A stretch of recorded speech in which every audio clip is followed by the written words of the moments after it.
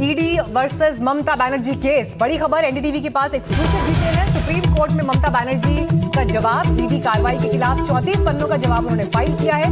ED छापे के समय पर ममता बनर्जी ने सवाल उठाए हैं। इससे पहले भी उन्होंने कहा कि ये जो टाइमिंग है ये बहुत कुछ कहती है। चुनाव से ऐन पहले इस तरह की कार्रवाई प्रतिशोध की कार्रवाई है, बदले की राजनीति से प्रेरित है। संदिग्ध बताया है उन्होंने इस कार्रवाई को। उम्मीदवार सूची को निशाना बनाने का आरोप भी लगाया, विपक्ष को टारगेट करने का दावा किया गया है। ममता ईडी पर निजता उल्लंघन का भी गंभीर आरोप लगा रही है। आईपैक महानिदेशक का ममता ने इसके जरिए बचाव भी किया है। एनडीटीवी के पास एक्सक्लूसिव जानकारी है। सुप्रीम कोर्ट में ममता बनर्जी का जो जवाब है वो भी हमने आपके सामने रखा है। श्रेयसी डे इस वक्त जुड़ गई हैं और जानकारी के साथ। श्रेयसी, देखिए, ममता बनर्जी दिल्ली में जब जमी हुई थी तो उन्होंने लगातार इस विषय को, चुनाव आयोग किस तरह से काम कर रहा है उस पर भी सवाल उठाए, अब ईडी पर भी।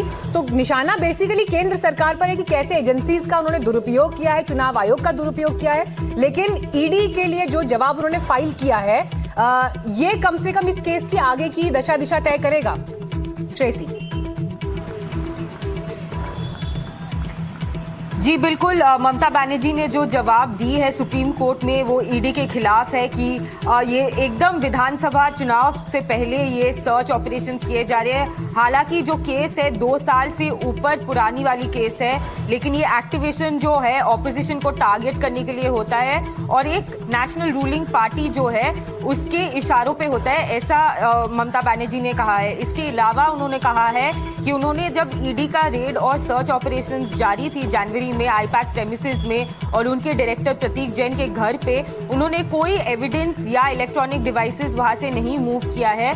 और उन्होंने जो हाई कोर्ट में जो सुनवाई के दौरान जो एक ड्रामा अनफोल्ड हुआ था और जो हियरिंग नहीं हो पाया, उसके लिए उन्होंने कंडेम किया है वो पूरा सिचुएशन को और कहा है कि तृणमूल कांग्रेस का इसके साथ कोई लेना देना नहीं है। तृणमूल कांग्रेस इसमें शामिल नहीं था क्योंकि ईडी ने ये आरोप लगाया था कि ईडी को बुली किया जा रहा है और टीएमसी ने प्रोटेस्ट करवाया हाई कोर्ट के अंदर ताकि ये मामला की सुनवाई ना हो। तो एक तरफ जैसे आपने कहा ममता बनर्जी अभी भी दिल्ली में मौजूद है। कल उन्होंने चुनाव आयोग से मुलाकात किया और आज भी वो हालांकि न्यूज़ एक प्रेस कॉन्फ्रेंस करने वाले हैं। और इसके अलावा जो है उनका जो है सेंट्रल एजेंसीज के अगेंस्ट जो फाइट है वो सबको दिखाने के लिए वो जारी रख रही है, क्योंकि आने वाले चुनाव में वो बीजेपी के साथ जम के लड़ाई करने वाली है। पश्चिम बंगाल की जो है जो माटी को वो पकड़े रहना चाहते हैं, इसी को लेके जो है बीजेपी और तृणमूल कांग्रेस के बीच जो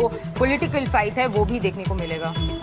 तो श्रेयसी, जो ममता बनर्जी ने जवाब दाखिल किया है इस पूरे मामले पर, वो क्या है?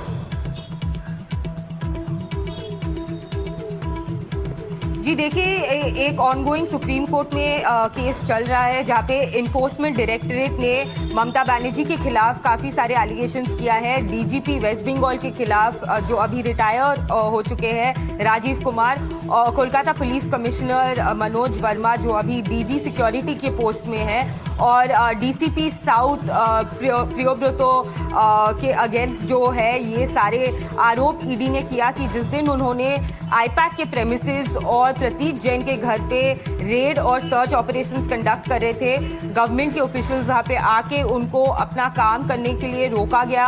चीफ मिनिस्टर वहाँ पे पहुँचे, सारे जो एविडेंस है, फाइल्स है, इलेक्ट्रॉनिक मोबाइल फ़ोन और लैपटॉप लेके वहाँ से चले गए, जिसके वजह से ईडी को कोई भी एविडेंस नहीं मिला स्पॉट पे।